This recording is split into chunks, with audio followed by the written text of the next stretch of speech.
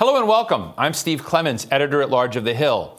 Thank you for joining us for Aspiration and Resilience, Arab Youth and the COVID-19 Era. I should be saying Arab youth, American youth, Israeli youth, and the COVID era, because we're going to cover all those bases.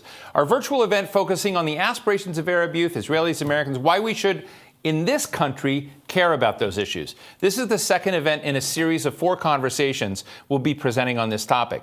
Before we begin, I'd like to thank our sponsor, the Embassy of the United Arab Emirates, for making this series possible. Like much of the world, the economy of the Middle East has taken a hit, a big hit, due to the COVID-19 pandemic. Unemployment has been a top issue among young Arabs in recent years, and they're looking beyond traditional government and private sector jobs, but COVID-19 has made that more difficult, like everything is more difficult. In the 2020 Arab Youth Survey, done by BCW and ASTA, it's a study that I take and look at every year, so it's been coming out for quite a bit of time. Nearly half of young Arabs say they've considered leaving their country and emigrating elsewhere. 1/3 say they're more likely to emigrate due to COVID-19. In this environment, what are newly graduated students choosing to do to help bring in money and help their families? What are they doing to help themselves? What are the top opportunities in the region that may lead to improving economic growth and stimulus? Today, with thought leaders and students from the region, not only students, but young people who are just making things happen. It's a great roster of people. We're going to discuss how the aspirations of these youth are colliding with reality, especially during this pandemic. Before we get underway, a few housekeeping notes. You can tweet us at The Hill Events. That's at The Hill Events, using the hashtag The Hill Arab Youth. We're broadcasting live and we'll be taking your questions throughout the program. If you experience any trouble with the live stream, this is where I laugh. Please refresh the page. They say that will be a quick fix. To kick things off, we would like to get a snapshot of what it feels like to be a student during a pandemic. How have plans changed, and what are newly minted graduates experiencing as they try to find work? What do the numbers of professionals say, and how is the job market faring right now? We're joined by 3 students from the Middle East to share their views today. Saeed Al-Shehi is a graduate student from UAE at George Mason University, so he's local to me. Great to see you. Mara Ajilat is an undergraduate student at Oberlin University, joining us from Jordan. And Shavit Rootman is an undergraduate at Hillsdale College, originally from Israel. We're also joined by Anne Elizabeth Kunkel, an economist at the Hiring Lab at Indeed, and she knows this scene really well, to help us better understand the job market, really not just in the Middle East, but what's going on here. I want to emphasize that I'm interested in the world right now and how everybody is seeing this time. Shavit, let me start with you, because when we started this series last year, we were largely talking to Arabic youth, but because of the Abraham Accords, because of the fact that we've knocked down a bunch of different walls that weren't there before, I just want to be clear, when we talk about the Middle East, it's a bigger picture than we were talking before.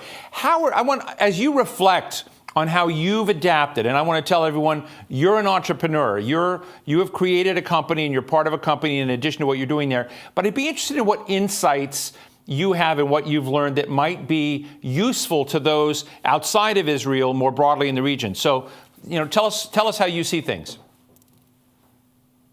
Well, Stephen, let me begin by thanking you for having me on this amazing conference. Just a side note reference, my name is Shavit, meaning in Hebrew comet, the star. And the reason I mentioned that is because at the end of the day, we all, doesn't matter if we're in Amman or from the UAE or in Israel, we all aim at the same stars. We all have the same aspirations, I believe. And we all somewhat aim at some sort of happiness, like Aristotle said. And yes, to your question, it's being a very complicated era for everybody. I believe that just a few interesting stats from Israel. In August specifically, for every open position, there were 8 unemployed people just in Israel. And out of the all people that got in a furlough, only 17% actually ended up returning to the same position. I think that my best advice right now for the whole region as a whole is to really try to take advantage of all the resources out there, whether it is YouTube, study tools, or LinkedIn. And quite interestingly, also maybe have this little switch of mindset, because the job world has tremendously changed. So from whereas we used to think, oh, what do I want to really do? It seems that it's shifting into what's possible for me right now and what can I do? So I think my biggest advice for everybody out there, and the biggest adaptation, is just flexibility. To be able to be flexible, to try to utilize your skill set, to utilize your network, your connections, into what's possible. Well, thank you for that framing. I mean, it sounds both uplifting and dire at the same time. Saeed, when you're, I know that you are over here, you and Mara over here, but you have a lot of friends, colleagues, families, and whatnot back in the region. And one of the things that came out of this BCW study of Arab youth, a lot of things stand out, but two of the things that really stand out is how digital the next generation is becoming. Online news, online participation, digital consuming, and digital creation. But unemployment runs high, and fear about the economy and anger about corruption is very high. And so I'm just interested, and Saeed, let me start with you. What does your dashboard look like, as you think of one day going back and you look at the economic scene? How are friends and colleagues looking at this scene right now? Thank you very much, Mr. Kimson, for having me in this opportunity. First, when the pandemic broke out, it gave us a new insight on how things could work out. We are now using more technology, more virtual technologies that made us continue our normal work, but through the screen. So I think the coming days, people everywhere in the world, in UAE and the US and anywhere else, will use these technologies to continue their daily life, their work, their businesses. So I think this part of the pandemic started a new path on how we can adhere to these technologies to ourselves, that we can use to improve the businesses and education. Nowadays, these young kids, even doctor appointments are all done online, virtually, through apps. You can even book an appointment to the doctor, and he can see you and give you the prescription through the app. Everything became virtually. So I think through the COVID-19, this is a step forward that's going to change how things are going to work out in the near future. Things will be more virtual. And it gave us that something that we were doing in the past doesn't have to be actually face-to-face. Some things could be done online. So I think this is a positive insight on how the new generation is going to overcome the pandemic and how the new world is going to look like. Saeed, thank you for that. Mara, what does your dashboard look like, both within the region and again, I know you're straddling. I was just talking to someone earlier today about transatlantic relations. You really can't say about it. It's transatlantic plus like a whole nother continent. But in the world that you guys are straddling. But what are the equities you think are really important for young people as they look at their job prospects, that they look at the economy? I should add one other thing that's a part of that BCW study is that young people are saying debt is an increasing challenge, that debt is rising for themselves and their families. And so that's loading up as they look at this, the job and economic scene. I mean, it's completely uncharted territory for us. I remember, at least for my parents' generation, when you wanted to find a job, you would call your cousin, your uncle, they would pull some strings for you, and that was it. And then there's been a recent shift in the past decade or so where, university graduates would start charting their own path, seeking employment by themselves. And especially since the pandemic, you had all these like Facebook groups pop up, at least like the sites that I follow, where people are helping each other, write their CV or write a cover letter, and etc. But perhaps the most important equity, in my opinion, is how students are seeking learning, especially as, I'm a senior. I'm thinking about whether it's worth pursuing postgraduate studies. Is grad school really worth it? With the rise of e-learning, thanks to COVID-19, it's really making students question whether there's value in pursuing the traditional postgraduate studies when you can develop specific skills online for much cheaper, much faster, and more convenient. I'm personally, pursuing courses online. I know my friends are. I know several people are. And the market size of these, massive open online courses has grown in the Middle East since the pandemic.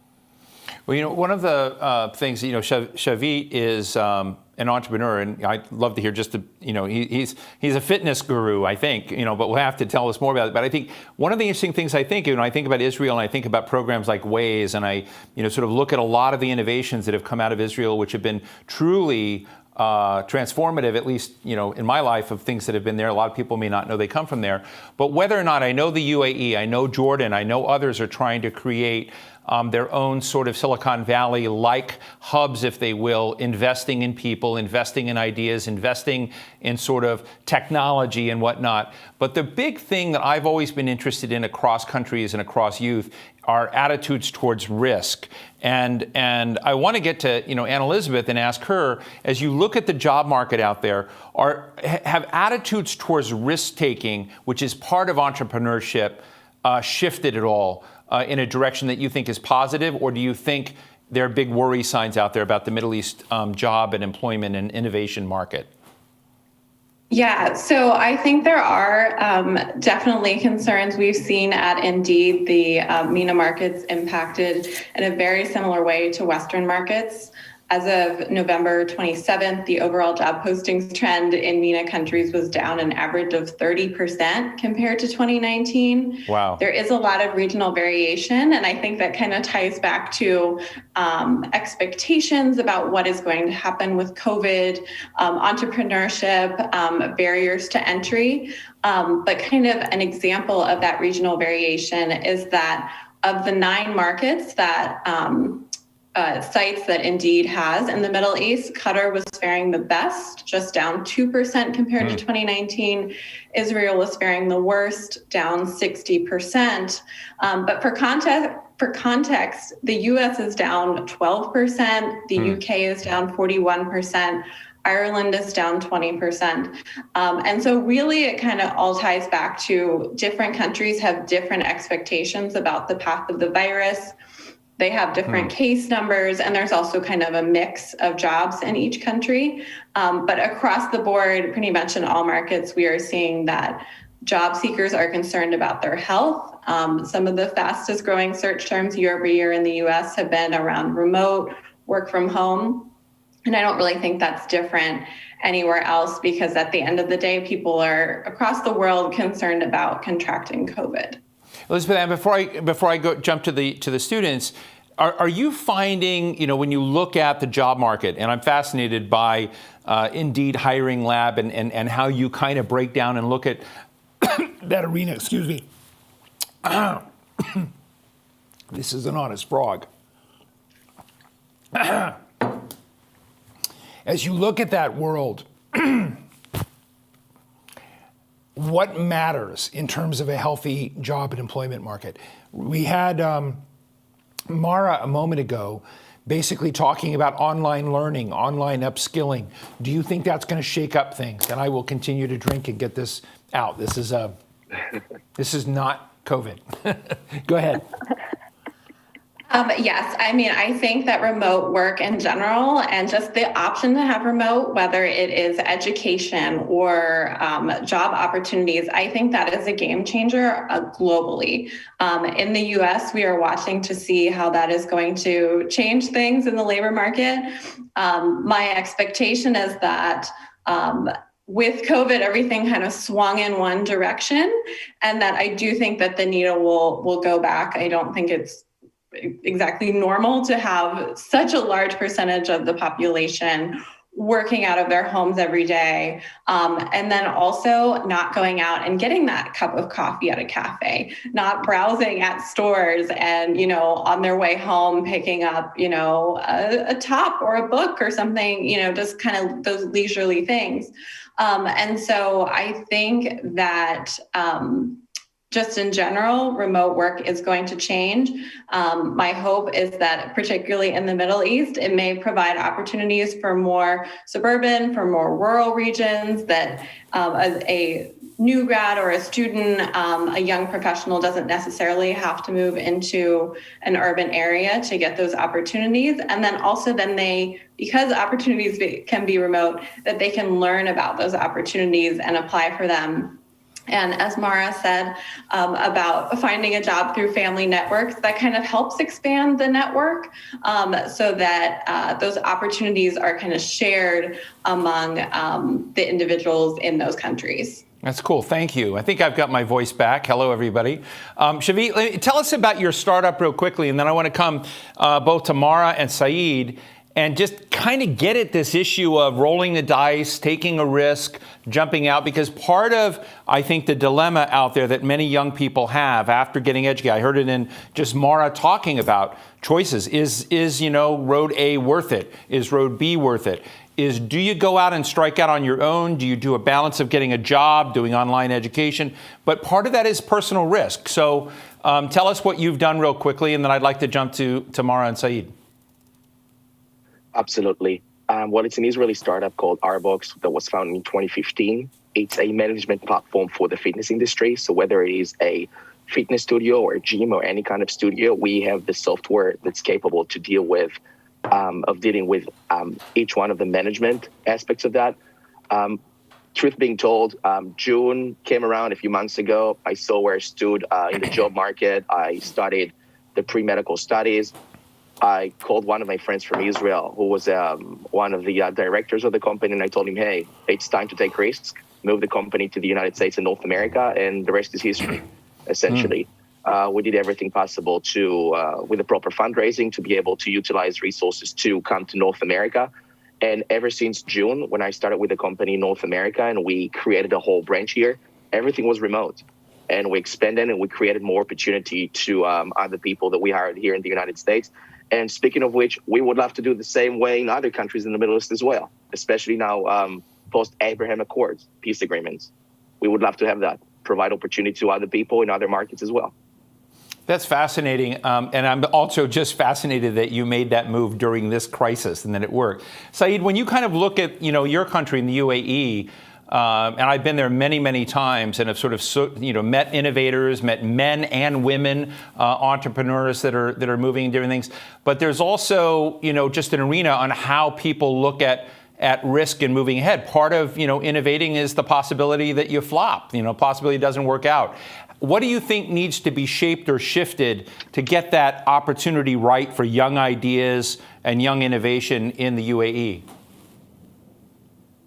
Thankfully, the soil for new businesses and entrepreneurship in UAE be ripe. Anyone can start a business, foreigner or locals. Taking risk is a part of the journey. You must take risks so you can achieve what you want. What needs to be done is adheres people and teach them more about the importance of taking risk and how they should start their own new ventures. People sometimes they are kind of not used to this. This is something new, to start a new business, a new company, a new enterprise. So they are afraid of this. So what needs to be done is teaching some informal ways that people like to teach people that this is the new way of making living. People can start their own business. They don't have to work for the government or the private sector. So it's like kind of mental thing, not because the UAE have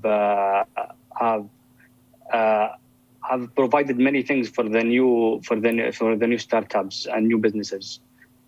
Actually, and according to the World Bank, ease of doing business, starting a business, the UAE placed 13 in the whole world for the ease of doing business. So it's actually the right for business right now. Right. So people should actually, start their own new business. Thank you for that. Mara, I want to ask you the same question, but I want to give it a little bit of a twist, because I know you're doing your honors thesis on the Middle East and the International Criminal Court. So right now we're largely talking about entrepreneurship, but in a way, International Criminal Court, whether you're talking about, crimes against humanity, or you're just talking about rule of law and tax policy, part of the question in the region is whether or not you feel, I know this is a big topic in Israel for the rule of law is very important. People need to know what ground they stand on. If there's one area that comes out every year in the Arab youth study that I look at, is there's a sense that things are improving, but there's worries about corruption, responsible governance, and there's a sense that young people are saying, if I'm going to put words in their mouth, where they sometimes don't feel heard. So I'm going to ask you the big question of what has to happen within the ecosystem of the social contract as you see it. It's a big question indeed. Yeah. I'm only going to echo the findings of the study. So many of Arab youth have resorted to immigration. So their response to your question would be, no social contract here. I'll seek a different social contract in a different continent, a different country. Others have resorted to radicalism even. There are several different approaches. What is necessary to perhaps rebuild public trust in government? I don't think the pandemic has helped. If anything, it's made matters worse. Especially after the Arab Spring, followed by how countries, specifically in the Levant, have dealt with the coronavirus as opposed to the GCC. It's looking pretty dim. It's looking pretty dim. I personally cannot say that I'm more optimistic now. Especially, as you mentioned, I'm writing this thesis, and it's made me really confront the reality of, promises versus real action. And in this part of the world, we really, really lack real action. Fascinating. Elizabeth Ann, let me just ask you as we come into the home stretch here. I just got a question from Khalid in Denver. And Khalid is wondering, what is the big generational shift? That in the other days, people may have thought they had jobs for a time. Now we've got, the next generation, the Gen Zs and perhaps the millennials. Sometimes they're in gig relationships, sometimes they're maybe entrepreneurs. But are there big shifts generationally that you're seeing in the way people are thinking about jobs, the job market, and the social contract there? I have not. In relation to the United States, I would say in relation to the Middle East, I think what needs to happen is bolstering of the private sector. The public sector looms large in a lot of countries, and in some cases offers a better wage. Right. And given that there is such a large youth population, there simply needs to be jobs to absorb those number of people, and the public sector cannot just infinitely grow to absorb all those young people. And so I would say that in relation to the Middle East is probably the biggest shift that will hopefully be happening, growth in the private sector to absorb the young population that's coming of age. Wow, interesting. Let me ask each of you really quickly, because we're basically out of time, but I miss it. If you could change one thing to improve the environment for young people in this time, what would it be? Saeed? I would encourage them to take more risk, actually, because I think this is the most important step. Yeah, if you can overcome this, you can change many things. Mara? I'm going to echo that. I think definitely calculated risk-taking, even though it's a rapidly changing environment, is the best we can hope for at the moment. And Shavit, I'm going to give you the last word. Flexibility, taking risk, and don't be shy to ask other people to help you. Sometimes it's a key component, just communication.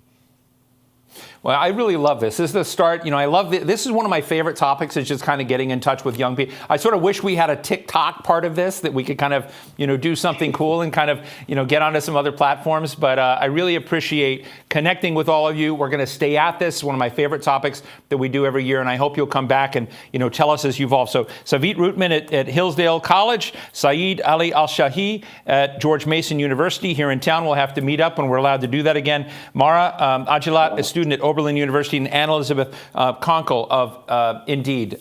Indeed, I'm going to get this wrong. It's not spelled out right here, but Indeed. Indeed is fine. Indeed aside. There you go. Thank you all very much for joining us today. Thank you.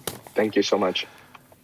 In just a little bit, we're going to be joined by international relations students from Miami-Dade College. It's one of my favorite colleges in the country, no disrespect to any other colleges. But first, my guest is someone who knows the pulse of the Middle East. He's a very good friend of mine. Christopher Schroeder is co-founder of Next Billion Ventures and is the author of Startup Rising, the Entrepreneurial Revolution, Remaking the Middle East. Chris, thank you so much, my friend, for joining us today.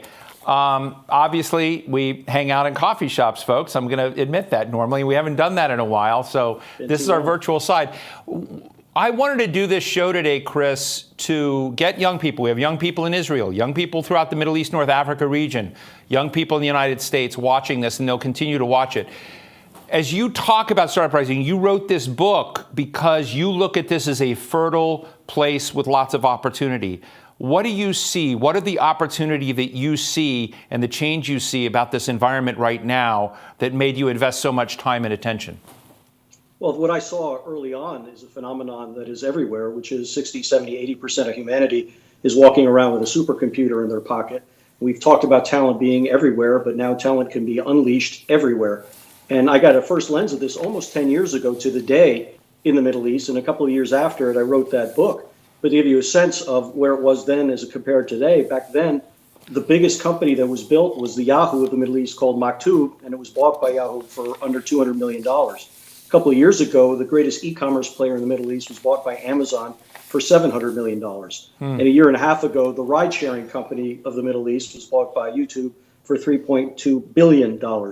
And with that has come an amazing psychological shift that has also happened around the world, where young people are saying, look, it can be done. We can do this. This is a large market. There's a lot of opportunity here. And if they are given a chance to succeed from government and institutions top down, who sometimes can make it more challenging, they can actually do anything that's been done anywhere in the world today. Chris, one of the things that I think is our responsibility in the media is to knock down myths or to basically disentangle biases that we have. That's why I watch this BCW study each year. And one of the kind of shockers that, I frankly am a little uncomfortable with, but it's genuine in the, interviewing thousands of people, 50% male, 50% female, sit down interviews, serious stuff, is that women are seeing their rights and opportunities across the region largely on par with men. And I'm wondering whether the world that you've been writing about is creating an opportunity for us to leapfrog in rights and opportunities as people see them. And what do you think some of the changes are that we need to make in our own impressions of the region? What biases do we need to blow up as you see it? 7 years ago, shortly after the first edition of my book came out, The Economist did a study and found that somewhere between 25 and 30% of all startups in the Arab region were in fact founded or had senior executives who were women. And that, by the way, was much higher than you would have seen at the time in Silicon Valley. So this has only been moving upwards, bottom up. But again, the top down matters. And if you notice, particularly in the last 6 months, the UAE has passed some astounding social laws, not just laws about the economy, but laws that are about society that is much more embracing of women. And of course, what's happened in Saudi Arabia has been a mind blow. But there's a lot of work to be done. When you kind of look at the region, are there standout companies that you'd like to tell us about that you think have been really unusual and that we ought to take note of? There are many, of course, because they're just happening all the time. But I wanted just to follow up on your earlier question, talk about some of the astounding women. So, a friend of mine is an amazing woman named Mona Ataya, who founded an e-commerce company, very niche and focused, called Mom's World. And it's about mothers and it's about women navigating their lives and getting the right products and the right engagement and community that they want. And it's unbelievable. And what has also happened, and this is a COVID thing, it's so much accelerated people's behavior around the world to be accepting of buying things, of paying for things online, of taking classes online, of doing things in healthcare online. And so Nadine Hashak-Haram has a company called Proxime, and her company is just helping bring together remote medical staff so they can behave better in what has been unleashed in part by COVID. My friend Vanessa Zwabi and her team of young women, first out of Lebanon, now in the UAE, have a company called Mint Basil, which is about delivering food and preparing food for vegans across the Middle East. And as you can imagine, in COVID now, all of a sudden, their business gets all this interest because people are staying at home and want to, in fact, eat healthier and have choice. So these are all the kinds of things which I think, and oddly, in this very difficult time of COVID, also is getting some jet fuel in their backs as they're coming through this year for what I think will be a very different new year. Chris, one of the other things that is part of the Silicon Valley story is that it's not just startup.com, it's fail.com, that you've got to go to class and learn how to lose, how to fail, and how to pick yourself back up and get going again. And make a long story short, we have laws that give people that opportunity to push reset, start over, continue to climb around. And virtually, Mark Andreessen, who wrote the foreword to your book, is an expert in this. I mean, he just sort of sees it all the time in the way they're doing it. Do you think that that's the one area when I look at the area that you know so well, where I don't know how to market? I don't know if you fail in Saudi Arabia, if you fail in Kuwait, if you fail in Jordan, or the UAE, are you able to reassemble your assets and kind of put them together and get a second start? Or is that an area of weakness that they need to take a look at? If we'd had this conversation, 6 or 7 years ago, it was a central issue almost from a bottom-up cultural perspective. Because let's step back for a second. I have failed. Most American friends I know have failed. We like to say and believe that failure is learning. But it's a terrible experience. I mean, there's nothing good to say about it. But I think that what has been happening over the last 7 or 8 years is that people in the Middle East and young people have been sharing their stories. They're willing to talk about it in an open way. Their parents are understanding of it in a very different dynamic because things that have shifted. And then top down, some of the governments have began to do certain things which have been helpful. So, for example, when I wrote the book, 7 years ago, some countries didn't have bankruptcy laws. Literally, it was criminal to fail almost in a way. And in most of the countries now, that is being worked through and not being thought about. And anyways, I don't know too many young people who want to build something who are worrying about bankruptcy law. They just have it in their teeth to solve a problem. They know they could fail. They have friends around them and support groups around them who will help them get through it if they do. And it's a progressed and I think important shift over the last even 4 or 5 years. Chris, in a moment, I'm going to bring on some students and we're going to continue this conversation. I guess, one of the things that has happened is the map has changed a bit. The Abraham Accords have created normalization between Bahrain, the UAE. There are, other countries lining up to do that. And become even Joe Biden, who's coming in, has said that's the one bit of Trump foreign policy. Yeah. He's going to keep going and moving on. And you and I both know that in Israel there's been an incredible innovation base there. What do you think the osmosis is? There going to be an arbitrage in the region that's very dynamic, that brings a lot of net value add to the Arabic side of the equation? I'm just interested in, as you sort of look out for, if you write want to reissue your book and do, chapter 17, here's the refresh. What would be the elements of that you think are important for us to know? It's always good to say that it's too early to tell how this will play out. But having said that, 2 things. One is that it's not as if great entrepreneurs across the Middle East were not aware of this dynamo that Israel has become over, the last 3 or 4 decades. So it was always kind of there, but it was, as you were alluding to, kind of an untouchable circumstance. Let me tell you, in the last 2-3 months, I have gotten more phone calls from Israeli venture capitalists who are trying to go and to sort of learn and meet and talk to people, and a willingness among particularly great entrepreneurs in the Gulf to want to have conversations and brainstorm about how to solve in the best way the problems they have. I mean, at the end of the day, entrepreneurs need to solve problems, and they know there's an incredible insight that comes here. And I had a very moving conversation with a VC who just went to Dubai for the first time, never been there in her life, probably 40 years old or so. She was blown away, but in a very particular way. She said, this is us. This is a city that came out of the desert, like we came out of the desert. These are people who are trying to solve problems every day and think creatively about technology, but how to do it. I walk around and I feel sand in my fingertips the way I do at home. I mean, she just went on like this. And it's an incredibly encouraging sign. There's a lot of time and a lot of things to watch, but the entrepreneurs themselves are very intrigued, and we'll have to see how this plays out. Well, that's terrific. Let's move in and bring in some other voices. We're going to bring in some students and faculty from Miami-Dade College. We're joined by Dr. Mohammed Homayoun Vash, founding director of the Jaffer Institute of Interfaith Dialogue and Education, Professor Richard Tapia, professor of political science and international relations at Miami-Dade Padron campus, and two of their students, Nicholas Dorr and Laura Santos. Thank you all for joining us. Really appreciate it. I just published, I feel like we're like in Hollywood Squares or the Brady Bunch. These are very ancient shows for those young people who may not know them, but I love having us all up there to have this conversation. But as I look at it, the other day, Dr. Homayoun Vash, I had Eduardo Padron, the president of Miami-Dade College. Eduardo won the Presidential Medal of Freedom. I love the way walls are knocked down, but I had him, talk about the elder community. Today we're talking about the younger community and about continuous education and playing a vital role. And I'm just interested, as you look across generations, as you look across faiths, you're trying to get dialogue going on some of these topics. What makes it a success? What makes those kinds of conversations a failure? Well, thank you for the opportunity, Steve. And yes, we'd have to give Dr. Padron a lot of credit for actually helping us found this Institute for Interfaith Dialogue and Education at Miami-Dade College. I think in general, when I look at the landscape, the political temperature needs to be brought down. And that was one of my main objectives with this institute, to help create bridges and to moderate the identity politics climate that we're all living in.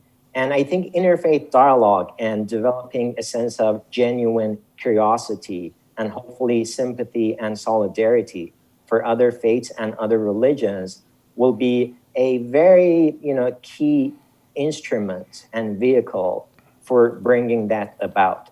But this base politics and identity politics, for which the United States has become an incubator and is being internationalized and globalized, I would argue is one of those variables that is hindering, impeding our message from getting across successfully.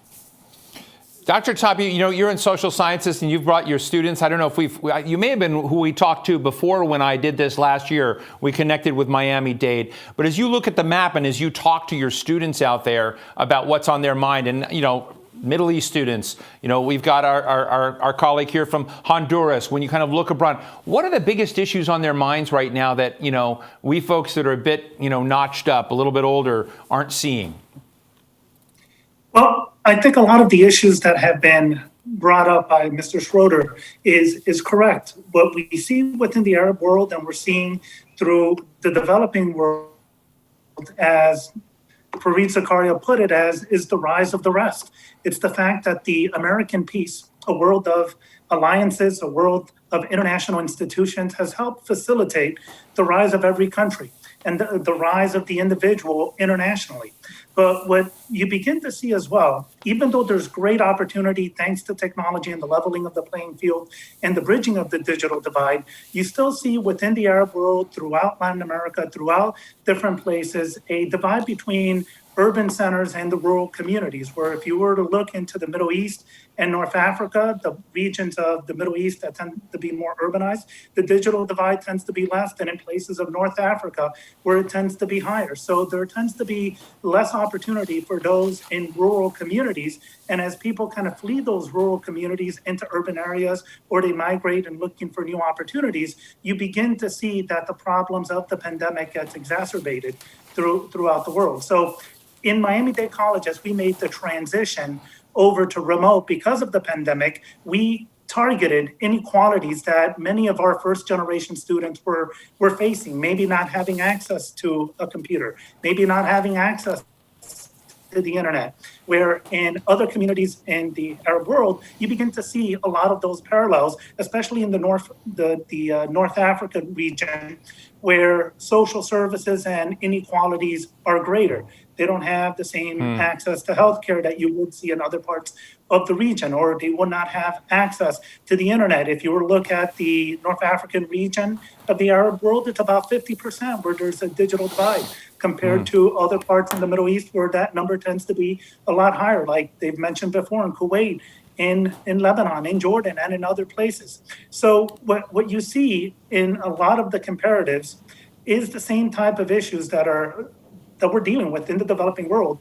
The Arab world is also dealing with, but we are bridging that divide. And I think to disabuse a lot of the myths out there, as you mentioned previously, is that we are making strides in allowing the developing world to rise up. Now, the pandemic has really done a 1-2 punch to kind of stop some of the sustainable development that we as a community, as a global community, has been doing. But we're very proud that here at Miami-Dade College, as Democracy's College, as a college that has over 100 students from over 160 countries around the world, we have about 80,000 full-time students of different nationalities, different ethnicities, different races, that our Democracy's College, we allow for first-generation students to be able to have access.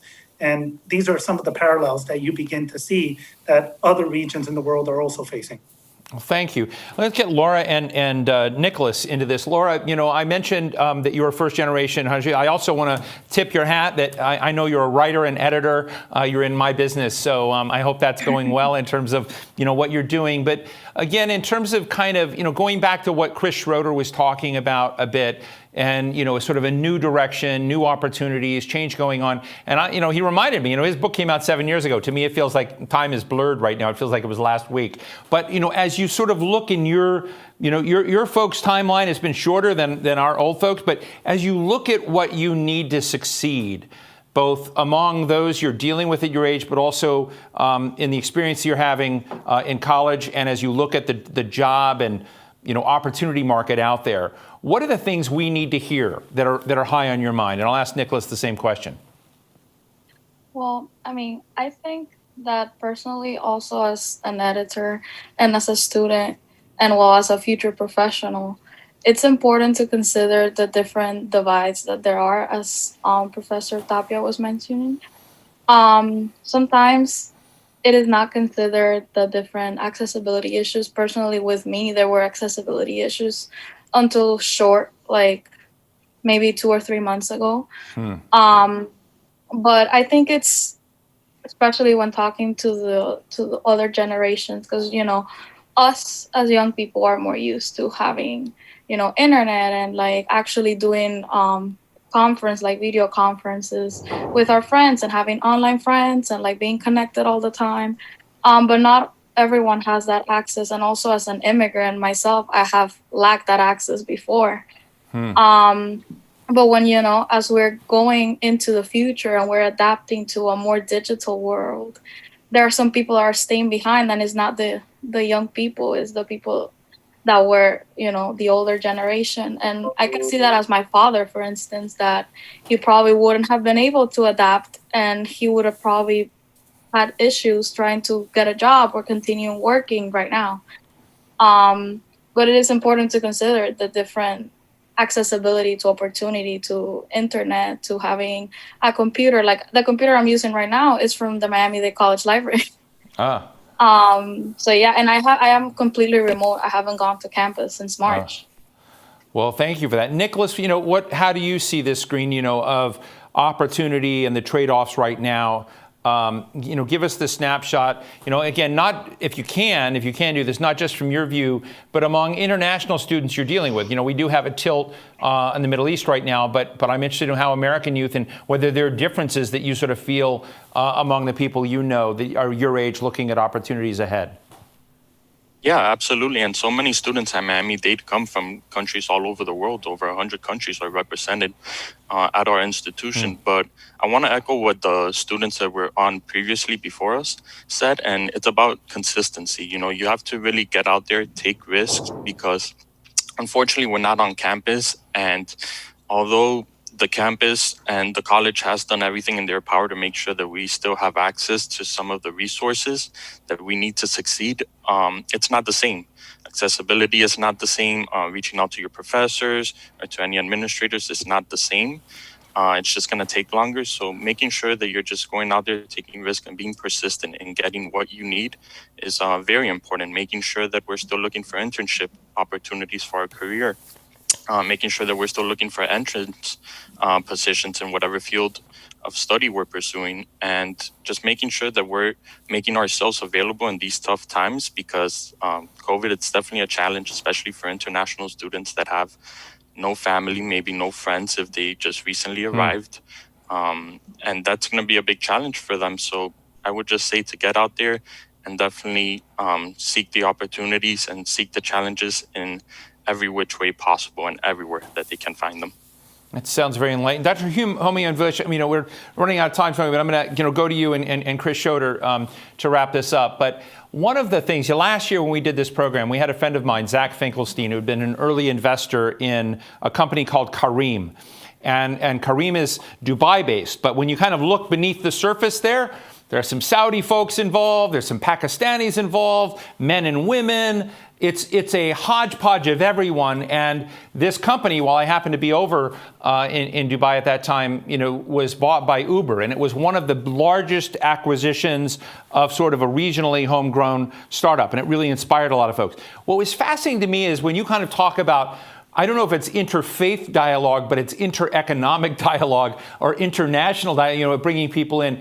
How much room is there in terms of the cross-pollination of economic opportunity across national lines, if you will, that leads to greater faith, that leads to greater understanding? Or am I naive to think that's possible? No, I don't think you're naive, actually. I think if you think about the middle class and its entrepreneurial spirit as the backbone of civil society, obviously there's a ton of opportunity because of this disruptiveness of the COVID crisis that will eventually, come around. For example, I just thought about this Nigerian-based company, Jumaya, which is built after Etsy's model, and they're doing fantastically well. This is an e-commerce company. So I think that opportunity is definitely there, because remember, normally with these disruptive so-called black swan events, we tend to overestimate their consequences in the short term and underestimate their consequences in the long term. So I think if we're patient and resilient enough, we're going to see a lot of good disruption in those ecosystems that you touched upon. But for me, I think there is a macro level risk in terms of societal disruption, social unrest, civil society weakening, and political strife that might be one of those, again, black swan variables that we're not properly pricing in when we talk about these things. So we'll see how this situation will play itself out.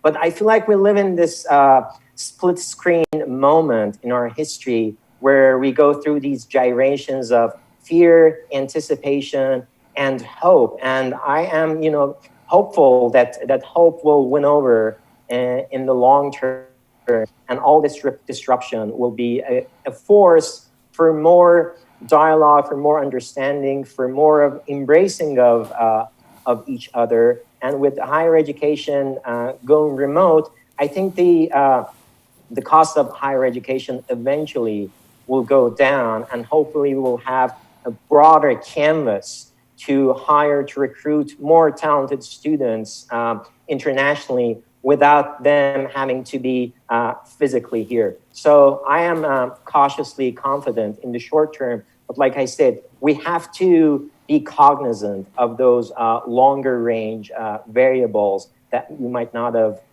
priced them properly so far. Well, I really appreciate that. Chris, I want to tell one little quick story about you. I met Chris Schroeder 25 years ago. We were roommates at a Young Leaders Conference. And the guy made me crazy. He was up all night. He was, we were in Germany, I think, or so. He was just up and down. He was trying to buy and sell a company. He's super cool, but it was taxing. And that was my friendship with Chris began back then. But I guess my question to you, Chris, is you were so driven. You showed me what work ethic looks like, what a creative guy in this world looks like. I'd love, just as we close this out, we have two great students of Miami-Dade College. We have two great faculty there. As you look at the ecosystem of innovation, and particularly talking about, as we're doing, Middle East, America, other countries, Honduras, what do you think stands out in terms of that work ethic, from your own experience, that people need to understand? That this is not a casual, easy thing. Gravity doesn't go there naturally. You've got to change gravity to win. Well, I think all the great entrepreneurs that we touch on, when you want to will something that's never been there before, there is a level of tenacity and commitment, but there's also a sense of perspective and openness and transparency and co-authorship that's so powerful. What I love that this panel grabbed so beautifully is that everything we've been talking about today is really, it's a new globalism. It's not a world people like to use these days, at least in America, but it's marked by 4 words that I leave you with. And the first is that there is access. 60, 70, 80% of humanity has access to incredible computing power and also AI and latest tools that can help them actualize these ideas. There is acceleration that has happened from COVID, as I described before, because now so many people are comfortable with these tools because they had no choice. Third word is empathy, which means that people really need to help each other and to work with each other in a collaborative way wherever they may be. It doesn't have to be country by country, but it's often cross-border and it's cross-generational. But the last one she captured absolutely beautifully and cannot be underestimated, and that word is exclusion. Because if billions of people have access to technology, easily 2 billion people do not. And if they do not have access to technology, it's effectively like saying, yes, you can work as hard as you want, but you're not allowed to get on a road. And I hope that one thing that really happens, we really raise in all of our agendas around the world, is navigating that issue that she described so beautifully, because I think it's going to be central of who is going to be able to contribute a verse to the world of the 21st century and who may be left behind maybe permanently. Well, listen, this is a fantastic conversation. I want to thank all of Miami-Dade College, Dr. Mohammed Homayounvush, Richard Tapia, Nicholas Dorr, Laura Santos, thank you. My friend Christopher Schroeder, co-founder of Next Billion Ventures. I would love to have you all back someday. Stay safe, be well, really enjoyed the conversation. And thanks to Miami-Dade College for always coming through when we want to talk to somewhere cool. Thank you. Thank you so much. We've heard a good deal about the pace of innovation in the Middle East today. It's fitting then that we close today's program with a discussion about that sector. As countries look to put the pandemic behind them, what are the bright spots? What are the not so bright spots? Will this period bring on a new generation of youth innovators? Let's find out and talk to them. Joining us now are Mohammed Al-Nayeedi, a student from the UAE attending Wesleyan University. I'm jealous. Gabriella Thomas, an international relations student at the University of Pennsylvania, and Noor Hussain, the chief growth officer. I want to say Tarjama. Am I getting that right, Noor? Tarjama. Yeah, you got Sometimes that right, it's Tarhama, sometimes it's Tarjama. It's Tarjama, an online translation service powered by AI, and he also advises startups and supports mentorship programs for youth and students. I really appreciate all of you joining us. Noor, let me ask you, I'm sure you know my friend Christopher Schroeder, and his world. I mean, everybody I know who's a fun, cool, successful entrepreneur tends to. How did you get your start? What were the vital pieces of it as a young man coming into the scene? What do you wish had been easier? What was unexpected for you? Thank you, Steve. For me, I think it was a mix of diverse experiences. I was fortunate enough to be able to connect and engage with a lot of bright minds, and actually fortunate enough to get experiences internationally. So starting my career, was able to connect with different professionals, travel the world, work in different organizations and entities across Europe, London, India, UAE, and Egypt as well. And I think one of the things that I feel quite envious about for some of the current generations right now is the accessibility of information. Everything right now is available for anyone who really wants to seek the information there. We're seeing this right now with the trend, obviously, of a lot of the younger generations now are questioning higher education. They're questioning whether there's a real value in pursuing a career or a course when every piece of information that I could potentially need is available for me online. One of the other areas that was definitely not there was the traditional model versus the new, open market. So a lot of my generations was looking into the traditional work model of graduating, getting a degree, joining a professional organization, learning, growing, and taking the career from there onwards. Whereas right now in the region, one of the things that you could really clearly see is the shift from what you could call the shift from the American dream into the startup dream. So no one wants to potentially leave as much, at least the highly skilled workers now. They don't have any problem in staying within the region because they feel that I can access a lot of the information, and if I'm able to pursue my own startup and set up my own business, then I'll be able to live that entrepreneurial dream and be a success story like the examples that you mentioned earlier in the region. Well, let me jump to Mohammed and to Gabriella. You're both students now. You're active now, Gabriella and Mohammed. I don't know what life choices you're about to make, but again, part of us, the reason that I brought students from different parts of the world is that if you kind of overlap many of the way they filter, the way they see things, what their frustrations are, what their opportunities are, there's a lot that's similar. And I'm just interested, you've probably been listening to this conversation a little bit, Gabriella. What are some of the opportunities that you see out there for a young American student over here? And what are you seeing as different or similar with some of the international students, particularly Middle East students that you're dealing with up in Philly? I assume you're in Philadelphia, right? Yes, I am. Yeah. Yes. Thank you so much for having me, Steve. Yeah. And I think that there's obviously a very big difference between the opportunities that both groups of students have. I mean, the biggest thing that I can think of is having a U.S. citizenship opens up your opportunities to be able to work so much more. Many of my friends who are from the Middle East or from different areas of the world don't have that privilege, which makes it more difficult for them to find employment.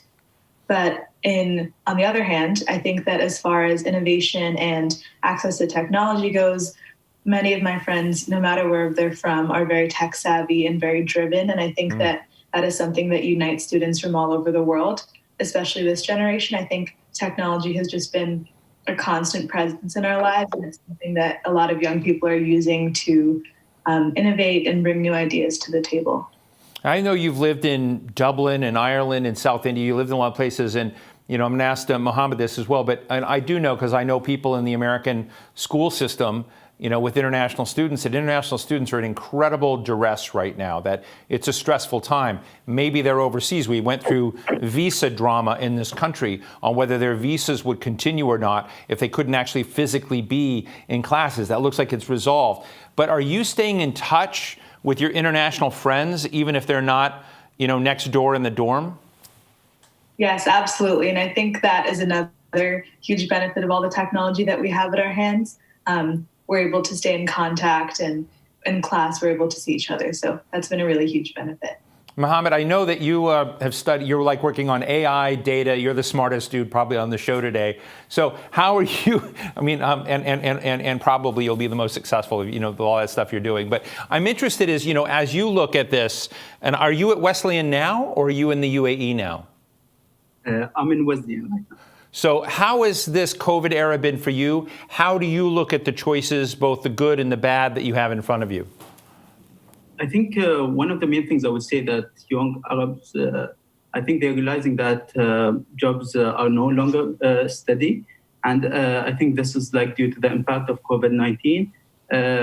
They've seen that the myth, I think that jobs, they realized that job security is actually a thing of the past. And they started to explore more options, including, I think, entrepreneurship. And this is, I think, one of the reasons that explain the rise of entrepreneurship in the region. Also, I think we see, digitization helps young people to, start businesses in terms of lowering the cost and making communication easier, which I think enables them to access more markets. And I think this takes us to globalization. Which I think one of the main drivers of a global economic growth. And I would say that this, as been mentioned in the panel before, these effects may not be clear in the short term, But definitely, I think we were gonna see them in the long term, and we realize how this pandemic have actually like shifted the way our economy works and the way that opportunities actually exist. Mohammed, thank you. I want to jump to all of you in a minute. We're always short on time on these shows, unfortunately, but get all of you. One of the things I had a privilege to do earlier this year was to moderate a conversation. We had a woman named Ellen Stofan. She's the former chief scientist of NASA, now heads the National Air and Space Museum. And I had Yusuf Otaiba, who's helped support today's program. And we talked about the probe that the UAE launched out of Japan on a Japanese rocket to go to Mars. UAE has also had an astronaut. And, you know, one of the biases that I bring is I'm not used to small Middle Eastern countries shooting things off to Mars or saying we're going to go to the moon.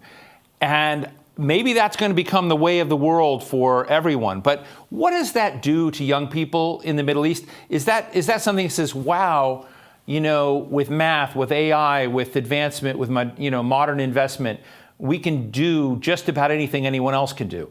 Or do you find that to be irrelevant to the aspirations of young people? Let me leave that door open too. But let me just ask you, Mohammed, first. I want to ask Gabriela and Noor as well. Yeah, I think the Mars probe has been, I think, one of the inspirations for young Arab people. I think it represents it gives an example for other countries, and I think also individuals that we as young Arabs, we can explore areas that haven't been explored by us before, and we can have an impact on these issues such as Mars. And I think also, as you mentioned, AI and these things. These things are the future, and I think. I hope that the Mars probe and that was launched by the UAE would make at least give an impact, a positive impact on Arab people to explore other areas and to not limit ourselves to the traditional jobs or the traditional sectors of the economy. Well, thank you, Gabriela. What kinds of things, from your perspective? I mean, you're in this country, and this is. My view is we're sort of a mess right now, but there are optimistic things. We are achieving great things in some ways. But as you kind of look at it as a student, look from your eyes about what's out there. What lifts people up? What lifts the system up? What do you think? Basically, tell us what we're getting wrong so that we can lift people up.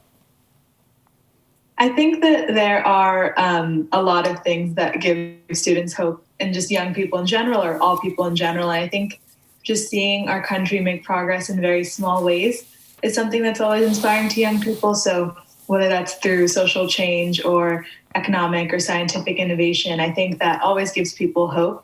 I think that we need to recognize, though, that progress doesn't stop once you reach a goal. You need to continue, and you need to continue finding new ideas and finding new ways to innovate and make people's lives better. Oh, thank you. Noor, I'm going to give the last word to you.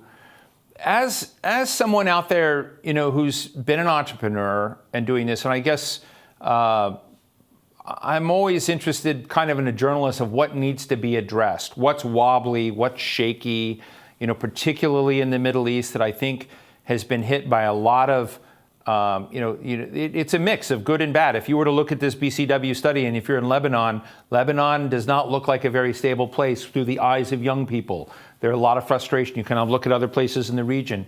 And, I'd just love to get your take as someone who's operating in a successful way there. What do you think needs to be shored up for your many friends, your future friends in this venture and entrepreneurial world that we need to hear? Well, Steve, one of the things that we see in the region is that the individual adoption of technology among youth is fairly high. However, that's not necessarily always reflected in businesses, governments, and other organizations. So it's very common to find a young person who is using the latest, model of technology, cell phones, apps, etc., but they're not necessarily trained on using the latest technologies in the workplace.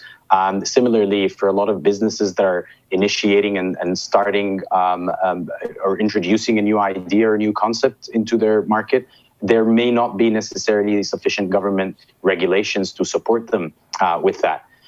One of the challenges that also happens is that the individuals or a lot of the talented young people, they seek starting a business out of a personal necessity rather than looking at a market need. So a lot of the very talented individuals that feel that they are too skilled or too highly skilled to work in the local or the national economy, and the startup space or the startup scene is relatively limited for them. So they seek starting their own business without an idea validation in there, just out of a personal need or necessity. Now, that doesn't necessarily negate the fact that they might be extremely successful. But on the bright side, one of the things that the region is very fortunate about, particularly as a result of the COVID impact, is we live in a borderless economy right now. So a lot of businesses and a lot of startups are realizing that they're not necessarily restricted to their existing market. We have amazing success stories with companies like Robusta Studios or Instabug that were able to actually penetrate the European market and start offering their services there, which traditionally technology has always been imported from the Middle East, from Europe or from the US into the Middle East. Whereas right now they're realizing we've got the language capability, we've got the technology and the infrastructure, and there's no restriction to us being able to break that glass ceiling and be able to offer our services there. And on the other side there, for years and years, a lot of businesses have found it quite difficult to penetrate the Middle East market due to language barrier, cultural barrier, etc. And that's an opportunity that right now a lot of startups and a lot of businesses are benefiting from in the Middle East. And hopefully that shall continue as more and more startups and more entrepreneurs really push that barrier forward and realize that it is possible for us as Middle Eastern startups to actually export our technology and export our services all over the world. You know, I really appreciate the conversation and candor of all of you. You know, and I think about if you project ahead and look at what's likely to happen around the world with the development of the global middle class, you know, where is population growing, you know, where are those opportunities? If the equation can get right, if people have opportunity, if young people have confidence and there's support, and you get the right ecosystem, the opportunities in the Middle East, North Africa region are going to be staggeringly great if they can, you know, if it can kind of move across a certain area. And I think that will redound back and benefit in many ways for the United States. And I just really appreciate the candor. And I'll just leave you with one last thought, that I was looking today at something involved another country that we haven't talked about, Japan. The Japanese government is trying to, you know, figure out how to be more dynamic, time of COVID, et cetera. And they're trying to get their offices to stop using fax machines. So, you know, it's just an indication of everybody's in a slightly different place. And I think what's fascinating is digital natives, those that are digital and coming into that now, have incredible opportunities in ways that many of us that carry the baggage of previous patterns and habits don't have. So that's my editorial comment for the day. I want to thank you, Gabriella Thomas of the University of Pennsylvania in Philadelphia, who I love, Mohammed Salam Al-Naede at the student at Wesleyan University. Thank you so much. Or Nayadia, excuse me. And Noor Hussain, Chief Growth and Business Development Officer at Tarjama. Really appreciate your time today. Thank you. Thank you. Thank you very much. So that brings us to the end of our program today. I want to thank the Embassy of the UAE here in Washington, D.C. for their support of this program, and to all of you for watching with us today. For those of you who missed any of the conversations this afternoon, we're going to have the video up from this event on our website at thehill.com shortly. Go to the events page and you will be able to find it. We'll have a part 3 of this conversation in February. More students, more schools, more experiences, and maybe a couple of members of Congress. We look forward to seeing you then. Thanks very much. I'm Steve Clemens. Be well.